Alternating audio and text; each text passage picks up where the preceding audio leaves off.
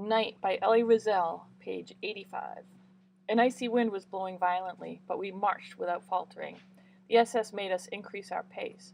Faster, you tramps, you flea-ridden dogs. Why not? Moving fast made us a little warmer.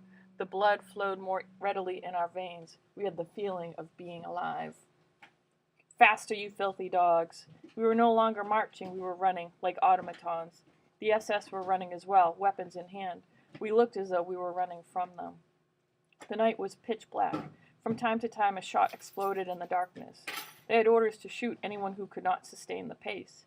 Their fingers on the triggers, they did not deprive themselves of the pleasure. If one of us stopped for a second, a quick shot eliminated the filthy dog.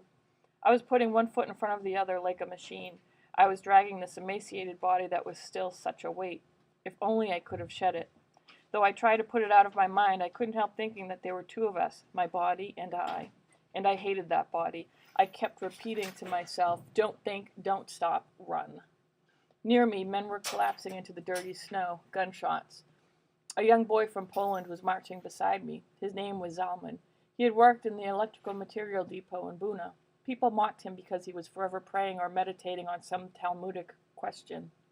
For him, it was an escape from reality, from feeling the blows. All of a sudden, he had terrible stomach cramps. My stomach aches, he whispered to me. He couldn't go on.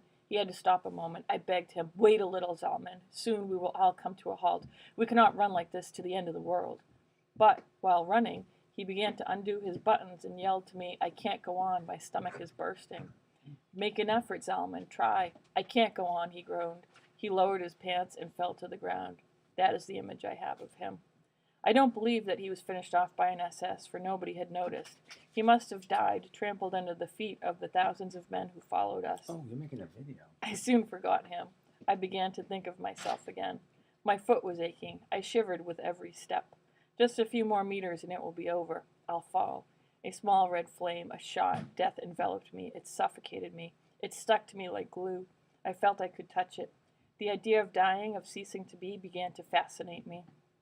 To no longer exist, to no longer feel the excruciating pain of my foot, to no longer feel anything, neither fatigue nor cold, nothing, to break rank, to let myself slide to the side of the road.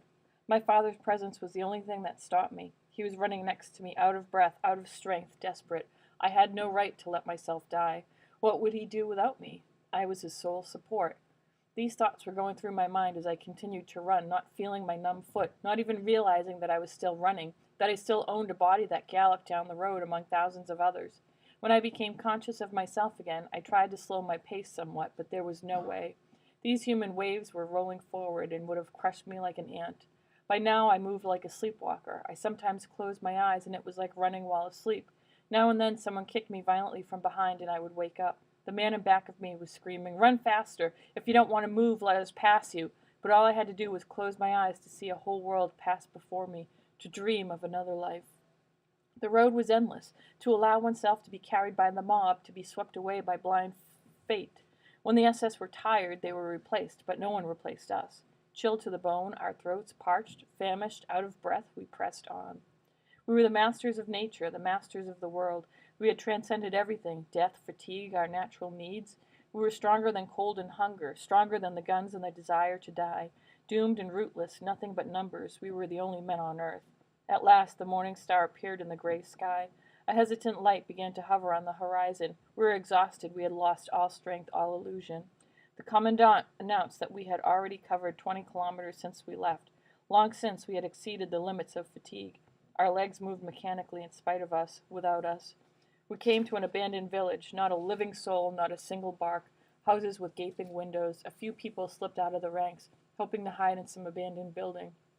One more hour of marching and, at last, the order to halt.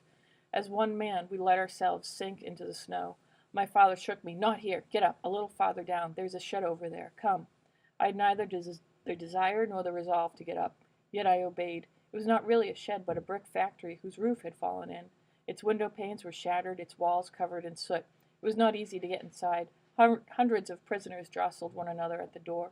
We finally succeeded in entering. Inside, too, the snow was thick. I let myself slide to the ground. Only now did I feel the full extent of my weakness.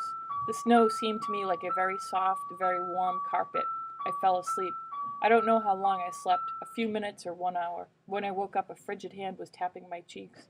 I tried to open my eyes. It was my father. How he had aged since last night. His body was completely twisted, shriveled up into himself. His eyes were glazed over, his lips parched, decayed. Everything about him expressed total exhaustion.